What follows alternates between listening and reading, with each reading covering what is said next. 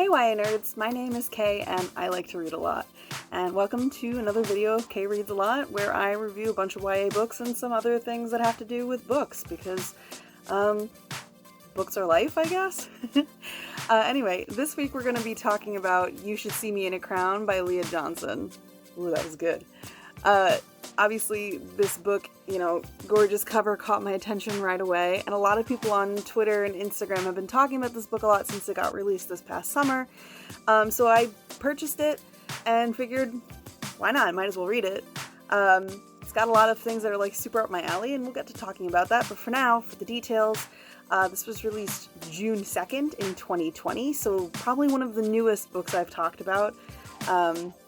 As many of you know, I have like a crazy big backlog, and sometimes I just talk about old books, so new book, yay!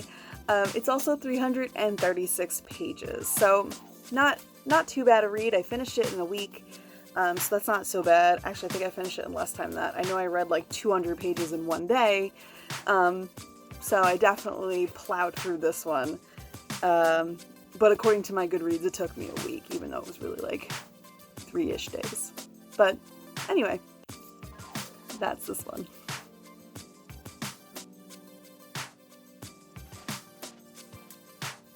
You Should See Me in a Crown follows Liz Lighty, my bad. I keep putting the L there for some reason. Anyway, Liz is the main character. She's also the girl on the cover here. And she lives in Indiana, yes, where her hometown is a small Midwestern town who's obsessed with prom. Other towns have homecoming or other events. This town has prom. And prom is such a big deal in Liz's town that whoever wins prom, I think it's king and queen, they're awarded with a partial scholarship or like a cash prize that they can put towards whatever they want. So it is a big deal.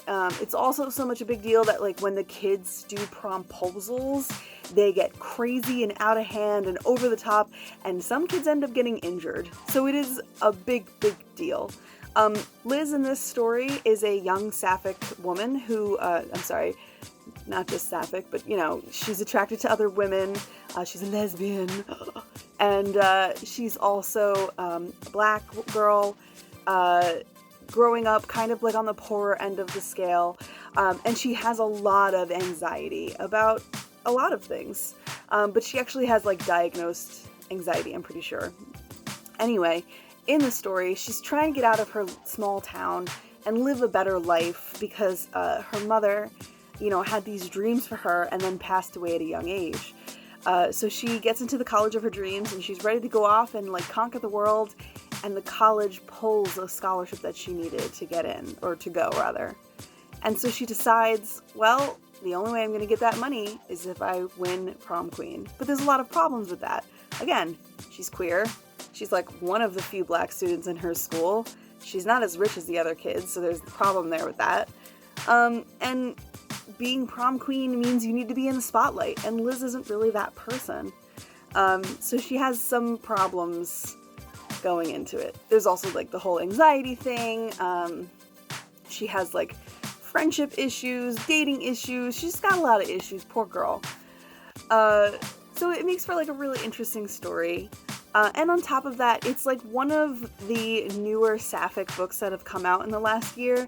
Sapphic being a term for like lesbian romance books, as used when referencing Sappho, who was a very renowned lesbian writer from ancient Greek times or Roman times. And so a lot of books lately are coming out with the tag like sapphic on them, and this is one of them, and I think that's great. I'm always down for a queer book. And this book follows that kind of, what's the word I'm looking for? That kind of formula, girl meets girl, girl falls for girl, and it turns out okay in the end. And I think we need more books like that for sure. But yeah, so that's You Should See Me in a Crown. I'm just gonna keep holding it up, it's nice.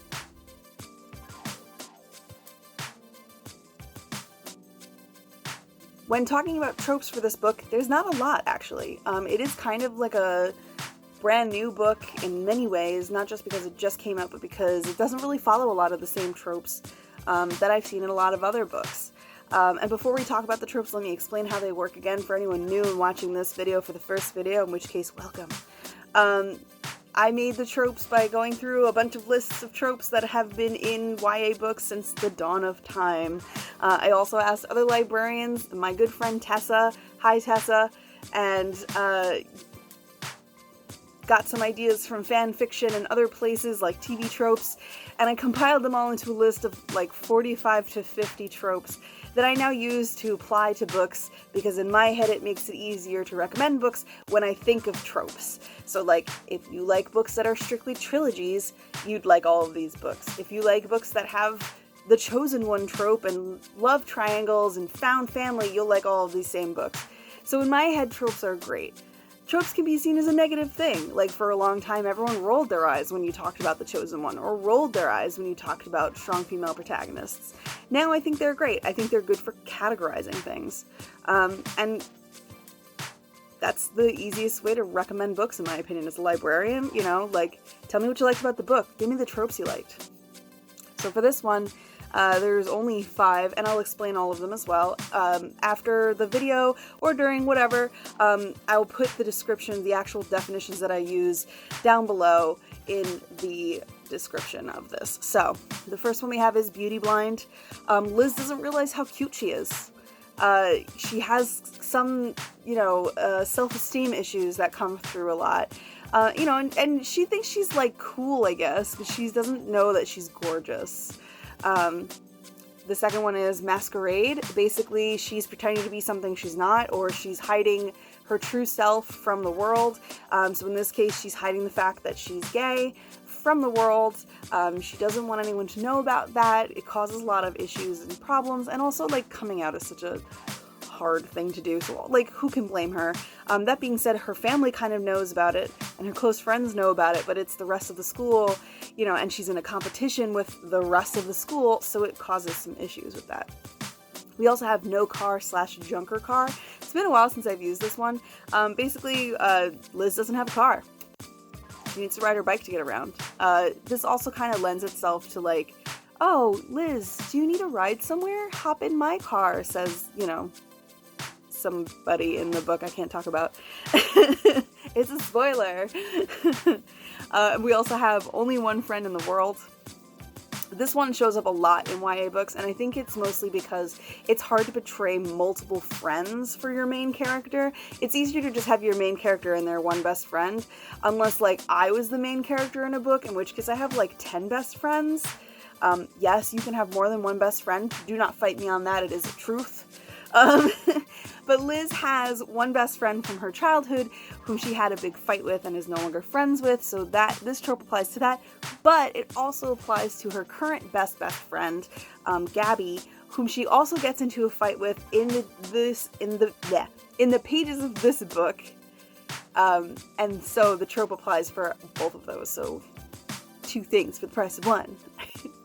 And the last one I have is Romeo and Juliet, or in this case, Juliet and Juliet, where you basically have some star-crossed lovers, or, like, 2 people who want to be together despite the odds. And that's the tropes. As always, feel free to, like, comment down below if you think I'm not talking about a trope that's important to YA Lit, or you disagree with the trope that I have, or, you just want to chit-chat. I'm open to it. Let's do it up.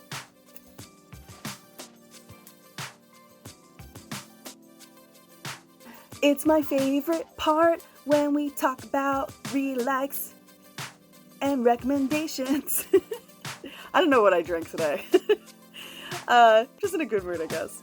So, for my Readalikes, usually we do 2 Readalikes from Goodreads and 2 Readalikes from novelists, and then I talk about the differences between them and blah, blah, blah, blah. But I think I want to change it, because I realize that I'm not giving my recommendations for some books, and there are a lot of times where I'm reading a book and I think to myself, oh man, this book and this book would go really well together if you put them together, like, on a display, and, like, if you really liked this one book, you'd love this other one, and oh, how great would that be? So I've decided, from this video forward, and we'll see how long I can do this for, that we're gonna do 1 recommendation from Goodreads, 1 recommendation from Novelist, and 1 from yours truly. And we'll see if it works. So, to start, and I'm going to put them up here. We're going to do that. I'm going to put them up here. Can I duck further down? So, for Goodreads, we have Felix Ever After, which is by Kaye and Calendar, and I have talked about this book like 4 times, which means I really have to read it. We all know I love Kaye and Calendar's work. They do a great job. For those of you who have not seen any of the other videos where I've talked about Kaye and Calendar or their book Felix Ever After is about a young, queer, black, trans boy who, his last name is Love, but he's never been in love, and he ends up in like this weird love triangle. There's somebody who's like threatening him online and like using hate speech, and he has to kind of like get over that, but also like be in love, and it's all of that. So it's like, you know, the trans high school experience. From Novelist, we have If It Makes You Happy by Claire Kahn. This book is about a fat black girl, the words from the book, not my own, a fat black girl who, I feel like it's, she gets entered into a pageant, a beauty pageant, that's what it is. I'm like, it's not Homecoming, but it's something else with a crown. So she gets entered into a pageant, even though she's like shy and like a little introverted, kind of like Liz Lighty, and so she has a hard time like coming out of her shell and experiencing all these things that her peers experience, and, you know, being her true, beautiful, out there self. So that's what that one's about. Both those books have really beautiful covers. The book I'm going to recommend is called 10 Things I Can See From Here, and it's by Carrie Mack. And I read this book right when the quarantine started. It just feels like it was last year. This book is about 2 young girls who end up falling in love. And yeah, one of them has anxiety and OCD, like crazy OCD. She's actually the main character. She goes up to visit her father, who got divorced from her mother, and he lives in Canada with her stepmom, who is an artist, and their 2 younger brothers, I'm pretty sure.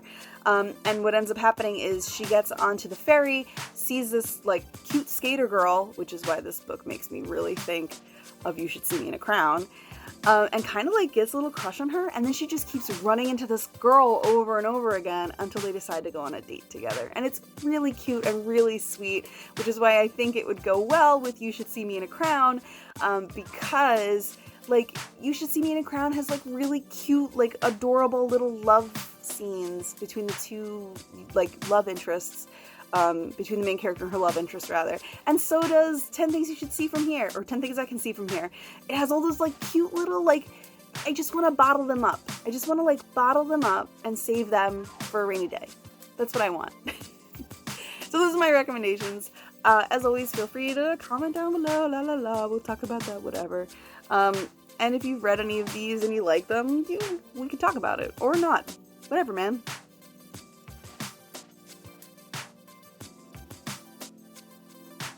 So after talking about the Readalikes, you're going to notice I said I was going to put them up here, and I ended up putting them here and here, and that's fine. I made that decision as I was talking about it because it just made more sense. And whatever. Let's talk about the review. So obviously I loved this book. Obviously. I finished it, so I loved it. I'm giving it an 8 out of 10. Only because it took me 50 pages to love it. And maybe it's me, I don't know. I had a hard time like focusing on what was going on with Liz for like the first 50 pages. And I felt like I was like lost. Like I felt like she was telling us about too many people all at once, and I didn't know who anybody was.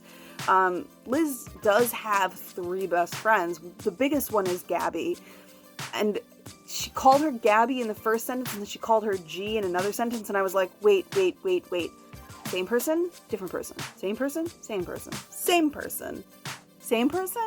So that confused me. A couple of things with her confused me.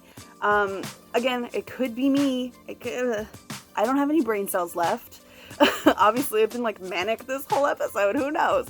But yeah, other than that, like, loved the love in it. I loved the plot in it. I ended up loving Liz by the end of it, and like, you know, she feels like a truly fleshed out human being. Like Liz Lighty feels like someone I've met in my life. the author Leah Johnson does a really, really great job of like making us empathize, or having us empathize with Liz without pushing it over the edge. You know, she has a hard life, but you don't feel sorry for her. You feel for her. Those are two different things. And you want Liz to win so badly, even though, no, I can't tell you, it's a spoiler, but like, things go really bad for Liz at the beginning of the book. And maybe that's also why I was like, I can't read this. Like, all these bad things keep happening to poor Liz. And they're not like bad, but like, poor girl's not gonna be able to go to college now. Like, what college, like, denies somebody, like, a life-changing scholarship in May? You go to college in August. Where are you supposed to get that money? Like, Sorry. See, this is what that book did to me. I remember reading that part where I was like, she lost the scholarship in May. Like, when I read the description of this book, I thought she lost it in like October. No, she loses it in like May. She's supposed to graduate in June, and she goes to college in August. Do you know how short of time that is? It doesn't feel like a short time while we're in quarantine, but that is not long. Not long. I am really pumped. But like, I don't know, Liz, again, feels like a real true human being. I think Leah Johnson did a great job with that. And the other characters too. Jordan, I loved Jordan. I was so happy about the things that happened with Jordan. And even Mac, like our cute little skater girl Mac, so cute, oh my god, I just wanted to like, and the stuff that goes on with Gabby, and even the stuff with Granny and Robbie. Oh my god, so many good things. So 8 out of 10. Go read it. It's fantastic. It's gonna stay on my shelf, even though I didn't give it a 10 out of 10.